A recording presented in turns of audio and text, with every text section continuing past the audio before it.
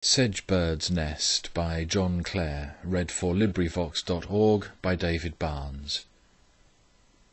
Fixed in a white thorn bush, its summer guest, so low, e'en grass o'ertopped its tallest twig, a sedge bird built its little benty nest close by the meadow pool and wooden brig, where schoolboys every morn and eve did pass, in robbing birds and cunning deeply skilled, searching each bush and taller clumps of grass where e'er was likelihood of bird to build.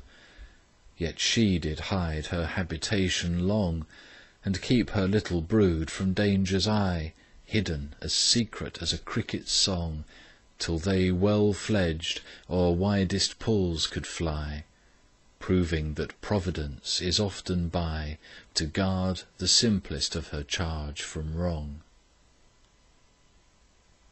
End of poem. This recording is in the public domain.